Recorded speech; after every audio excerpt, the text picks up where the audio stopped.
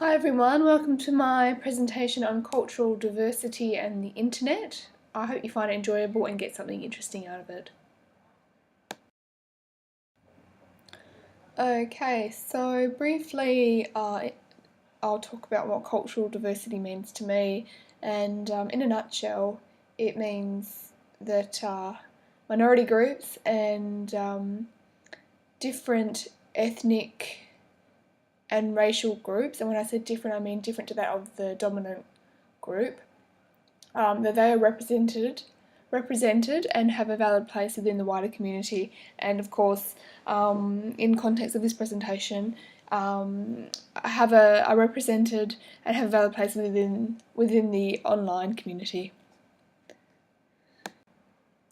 Okay, so the first example in terms of a website which displays cultural diversity is the United Colours of Benetton website. Just give you a moment to have a look at the images there before I move on to the next slide for some discussion. Okay, so the reason I chose this website is it represents several races, several different ethnic groups, including I've listed them there, so a variety of racial groups. What's interesting, I think, about the United Colours of Benetton is that on the company's website, so the Benetton Group, which owns the United Colours of Benetton, there's a quote there under the company profile saying, Benetton saw fashion as a global village where young people of every race live. It travels at the world's speed, overcoming geographical, political and ideological boundaries. So already there it's telling you something about the company.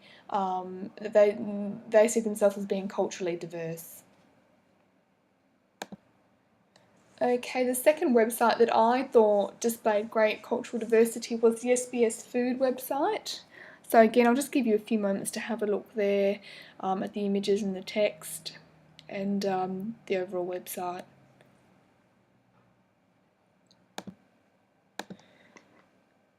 Okay, so I chose this website, SBS Food, because I think it's a great display of cultural diversity within Australia. It's really recognising that Australia's population is multicultural and from a range of different backgrounds when it comes to countries. So I think that was really the main reason. Also, the website's available in a number of languages, which goes a long way in recognising different cultures and different races. So you can view the website in languages other than just English. Okay, example 3 is the Department of Health Services website. Again, I'll give you a moment to familiarise yourself with the site before I move on to the discussion in the next slide. Okay, so I think this is another good example of Australia's multicultural population. There's a number of ethnic groups and racial groups represented on the site. I think what's great about this site as well is that Australia's Indigenous or Aboriginal population is represented on the site. I think that's really important, and I think it's interesting because if the internet, hypothetically had been available and used to the degree that it is today, say 20 years ago, I don't know that we would have seen the Aboriginal population represented in such a way.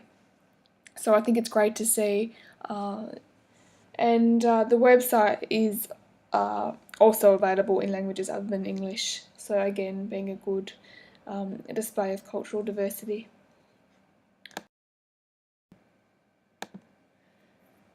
Okay, so just a brief conclusion. I think the websites I've chosen are all good examples of cultural diversity. The internet and websites are really powerful in displaying cultural values and cultural attributes, so it's good to see that there's a range of ethnic groups and a range of races represented on these websites.